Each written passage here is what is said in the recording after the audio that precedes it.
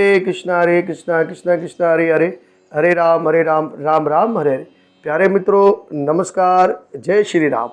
और आप मेरे चैनल के साथ जुड़े हुए हैं पंडित मुकेश कुमार यूट्यूब के माध्यम से। और आप मेरी वीडियो को देखते हैं, इसको लाइक करते हैं, शेयर करते हैं। और आपकी कृपा से अब मैं 1000 सब्सक्राइब के करीब हूँ और मेरे होने वाले हैं। और आप मेरा साथ देंगे तो मैं लाखों सब्सक्राइब करूँगा और आगे भी आप लोग का प्रेम मिलता रहेगा और आप लोग मुझे देखते रहेंगे। तो प्यारे मित्रों, जैसे मैंने आपको कहा था कि अब हम अपने भगवत गीता यथानुरूप आपके सामने प्रकट कर रहे हैं, लेकिन ये उर्दू में हम आपके सामने करेंगे। और पहला अध्याय, दूसरा अध्याय, तीसरा अध्याय के माध्यम से। और भगवत गीता के 18 अध्याय है, 700 श्लोक पर मुश्तमिल है भगवत गीता। तो उसी प्रकार से हमारा पवित्र जो है वो शास्त्र है, जिसको सुनकर, समझकर और जानकर हम इस भवसागर से पार हो सकते हैं। तो प्यारे मित्रों, और आज देव दिवाली है और देव दिवाली का जो पूर्व है वो 26 नवंबर से हम शुरू इसलिए कर रहे हैं कि पवित्र दिन है। और देव दिवाली ही के दिन जो है महादेव जी ने एक असुर का जो है असुर जो था, एक राक्षस था, उसका वध किया था। और उसी की खुशी के अंदर सारे देवताओं ने वाराणसी के अंदर दीप जलाए और इसीलिए देव दिवाली इसको कहा गया है। और इस देव दिवाली के दिन जो भगवान श्री विष्णु और भगवान शिव की पूजा का विधान है। तो हमने आज का दिन ये चुना है इस लिहाज से कि आज का दिन पवित्र है और भगवत गीता आरंभ है। तो आप लोग सब इसको ध्यानपूर्वक श्रवण करना और आनंदमय करना, क्योंकि मैं आसान भाषा के अंदर, उर्दू के अंदर आपके सामने बयान करूँगा और ये 18 अध्याय आप तक पहुँचाऊँगा। तो कृपा करके आप इसको ध्यान से देखना, इसको शेयर करना और सब्सक्राइब ज़रूर करना। तो आप सबका धन्यवाद होगा। अब हम अपनी कथा को आरंभ करेंगे। आप लोग सब ध्यानपूर्वक मंगलाचरण के अंदर प्रवेश करेंगे। आप सब लोग मेरे साथ मंगलाचरण करेंगे।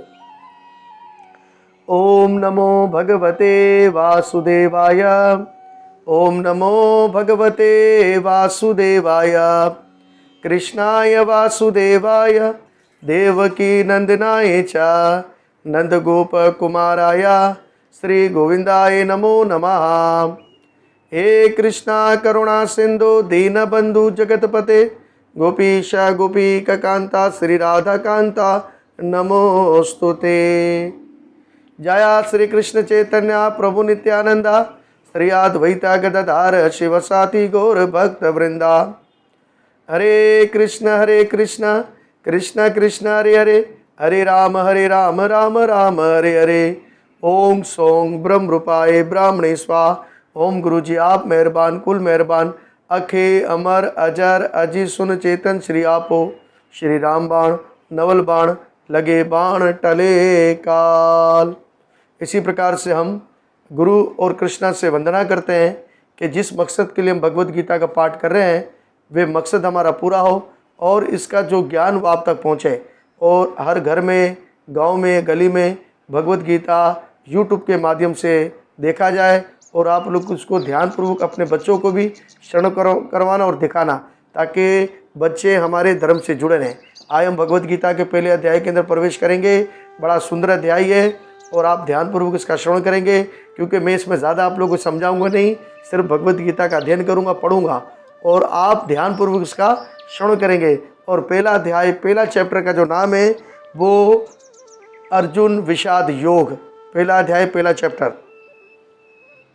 और इसी प्रकार से भगवत गीता जो वो महाभारत का हिस्सा है।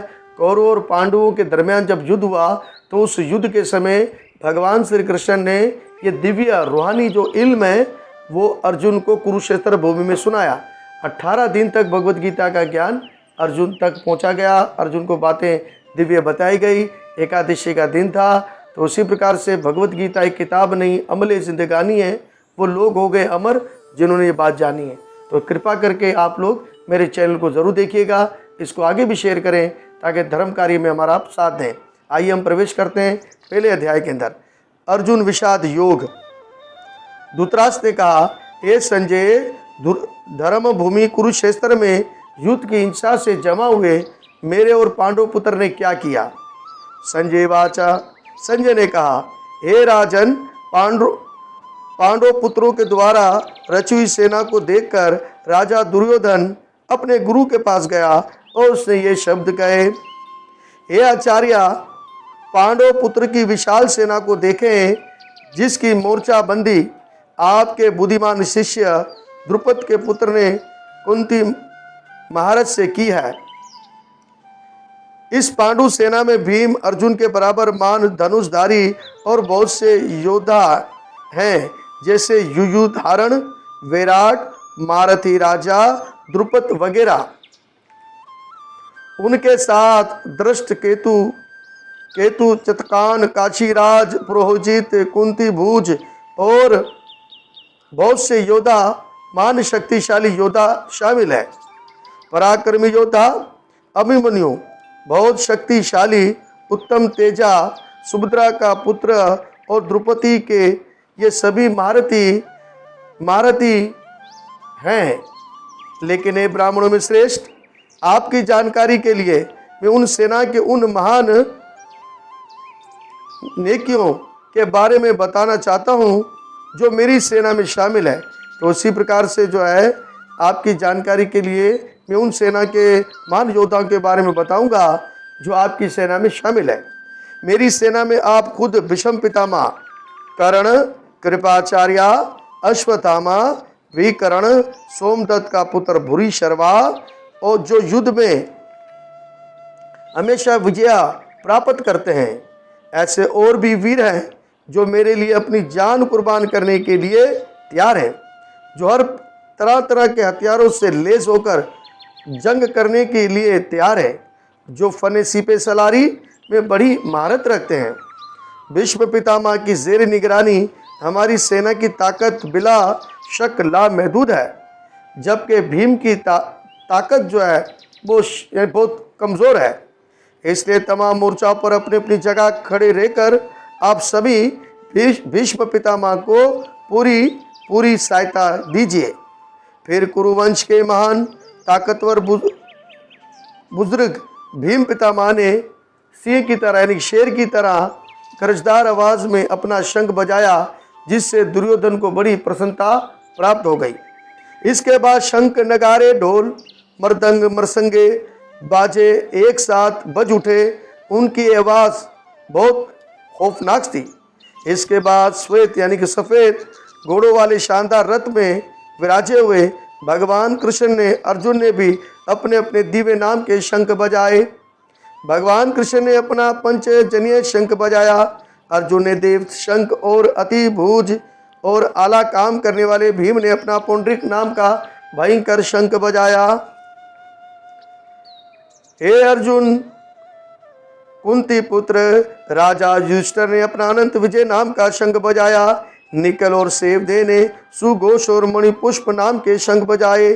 मान काशीराज, परम योद्धा शिखंडी और दृष्ट दुमन, विराट, अजय साथी की द्रुपद के पुत्र और सुभद्रा के महाभाव पुत्रों ने भी अपने अपने शंख बजाए।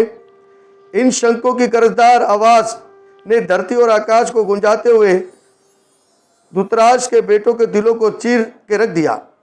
हे राजा, इस समय श्री हनुमान के परचम वाले रथ पर बैठे हुए अर्जुन ने धृतराष्ट्र के बेटों को देखते धनुष उठाकर भगवान ऋषिकेश से ये शब्द कहे। अर्जुन ने कहा, हे अच्युत, कृपा करके मेरा रथ दोनों सेनाओं के बीच में ले चले, ताकि मैं युद्ध की ख्वाहिश से खड़े लोगों को अच्छी प्रकार देख सकूं, जिनके साथ इस महान युद्ध मुझे करना है। मुझे इन लोगों को देखने दीजिए जो यहाँ पर धृतराष्ट्र के दुर्बुद्धि का अर्थ होता है कम अकल पुत्र को खुश करने की ख्वाहिश से लड़ने के लिए आए हुए हैं। संजय ने कहा, हे भरतवंशी दृष्ट धृतराष्ट्र, अर्जुन की इस बात को सुनकर भगवान श्री ऋषिकेश ने दोनों सेनाओं के दरमियान रथ को खड़ा कर दिया। भीम, द्रोण और विश्व भर के सब राजाओं के सामने भगवान ने कहा, हे भारत, यहाँ पर इकट्ठे हुए सारे कौरवों को देख लो। अर्जुन ने वहां दोनों एतराफ की सेनाओं में खड़े अपने पिता के समान गुरुजन, दादा, चाचाओं, भाइयों, बेटों, पोतों, माओ, ससुराल वालों और दोस्तों और तमाम अपने खैरख्वाह को देखा। जब कुंती पुत्र अर्जुन ने दोस्तों रिश्तेदारों को खड़े देखा तो वह गहरे गम में डूब गया और शोक मगन करने लगा। अर्जुन ने कहा, एक कृष्ण, इस तरह युद्ध की ख्वाहिश रखने वाले अपने दोस्त और रिश्तेदारों को अपने सामने खड़ा देखकर मेरा शरीर के अंग कांप रहा है और मेरा मुख सूखा जा रहा है। मेरा सारा शरीर कांप रहा है, मेरे रोंगटे खड़े हो रहे हैं, मेरे गांडू धनुष मेरे हाथ से छूटा चला जा रहा है, मेरी जिल्द सूखी चली जा रही है। अब मैं ज़्यादा देर खड़ा नहीं रह सकता क्योंकि मैं अपने आप को भूलता जा रहा हूँ। मेरा मन चकरा रहा है। हे केशव, आगे मुझे बुरे आसार नजर आ रहे हैं। हे प्यारे कृष्ण, इस युद्ध में अपने ही रिश्तेदारों को मारने से मुझे कोई भलाई नजर नहीं आती और ना ही मुझे जीत से हासिल राजपाट या सुख की ख्वाहिश है। हे गोविंद, राजपाट सुख ये जीवन भी मेरे किस मकसद का है, क्योंकि जिनके लिए हम सब कुछ चाहते हैं वह इस युद्ध जंग के मैदान में हमारे सामने खड़े हैं। हे मधुसूदन, इन गुरुजन, पिताजन, दादाओं, माओ, ससुर, बेटों, सालों, रिश्तेदारों ने भी अपनी जायदादों और जानों को दांव पर लगाने के लिए मेरे सामने तैयार खड़े। अपने जीवन की रक्षा के लिए भी इनको मारने की ख्वाहिश में नहीं कर सकता। हे जनार्दन, तीनों लोकों के राज के लिए भी इन रिश्तेदारों से युद्ध नहीं करना चाहता तो फिर जमीन के राज्य की क्या बात है। हे माधव, धृतराज के बेटों को मारकर हमें क्या खुशी होगी? अरे इन जालिमों को मारकर हमें तो पाप लगेगा। इसलिए अपने परिवार को मारकर हम किस तरह सुखी रह सकते हैं। हे जनार्दन, अगर लोभ से भरे हुए चित्त वाले ये लोग अपने परिवार को मारने या अपने मित्रों से मुखालफत करने में कोई दोष नहीं देखते, लेकिन हम लोग जो परिवार को बर्बाद करने में अपराध देख सकते हैं, ऐसे पाप कर्मों में क्यों शामिल हो? कुल का नाश होने पर सनातन कुल परंपरा खत्म हो जाती है और इस तरह बाकी खानदान अधर्म का शिकार हो जाता है। हे भगवान कृष्ण, जब कुल में अधर्म बढ़ जाता है तो कुल की स्त्रियां बदचलन हो जाती है और हे वर्षणी के पुत्र, स्त्रियों के बदचलन हो जाने पर नाजायज औलाद पैदा होती, जिसको वर्ण संकरण कहते हैं। वर्ण संकरण औलादों के बढ़ने से यकीनन खानदानों को नस्ल दर नस्ल नरक में जाना पड़ता है। ऐसे गिरे हुए खानदानों के पुरखे गिर जाते हैं क्योंकि इन्हें जल और पिंडदान की क्रियाएं खत्म हो जाती है खत्म हो जाती है। जो लोग कुल परंपरा को बर्बाद करते हैं और इसी प्रकार वर्ण संकरण को जन्म देते हैं, इनके बुरे कर्मों से हर प्रकार की जाति, धर्म और पारिवारिक कल्याणकारिक कार्य नष्ट हो जाते हैं। तो इसी प्रकार से हे जनार्दन, मैंने गुरु परंपरा से सुना है कि जो लोग कुल धर्म का विनाश करते हैं वे हमेशा नरक में रहते हैं। अरे कितने अफसोस की बात है कि हम लोग समझदार होकर भी इतना बड़ा पाप करने को तैयार हो गए। राज्य सुख भोगने की इच्छा या लालच में ही हम अपने ही रिश्तेदारों को मारने पर तुले रहते हैं। अगर मुझ नैत्य को धृतराज के बेटे बगैर मुकाबला किए अपने हथियारों से मार डालें तो मेरे लिए मरना ही बेहतर होगा। संजय ने कहा, युद्ध भूमि में इस तरह कहकर अर्जुन ने अपना धनुष और बाण एक तरफ रख दिया और दुख भरे मन से रथ के आसन पर बैठ गया। इस तरह श्रीमद् भगवद गीता का अर्जुन विषाद योग नामी पहला अध्याय समापतम। तो इस प्रकार से प्यारे मित्रों, आज देव दिवाली के दिन हमने पहले अध्याय आप तक पहुंचाया है। कृपा करके आप इसको ज़रूर शेयर करेंगे, आगे भी पहुंचाएंगे, क्योंकि धर्म का कार्य है। हर जगह भगवद गीता का ज्ञान YouTube के माध्यम से पहुंचना चाहिए। मेरे चैनल पंडित मुकेश कुमार YouTube के माध्यम से, और आप इसको ज़्यादा शेयर करें, लाइक करें, सब्सक्राइब करें। और अब दूसरे अध्याय का आप ज़रूर इंतज़ार करेंगे। आप कमेंट्स बॉक्स में ज़रूर लिखिएगा कैसा लगा आपको ये प्रवचन और भगवद गीता का जो हमारा एक जो प्रयास है वो आपको किस तरह लगा है, तो उसके बारे में आप ज़रूर लिखेंगे। और कृपा कीजिए मेरी वीडियो को पूरी देखना और उसको लाइक करना, शेयर करना, सब्सक्राइब करना। अब मेरी दूसरा अध्याय का आप ज़रूर इंतज़ार करेंगे। जय श्री कृष्णा, जय गुरु नमन।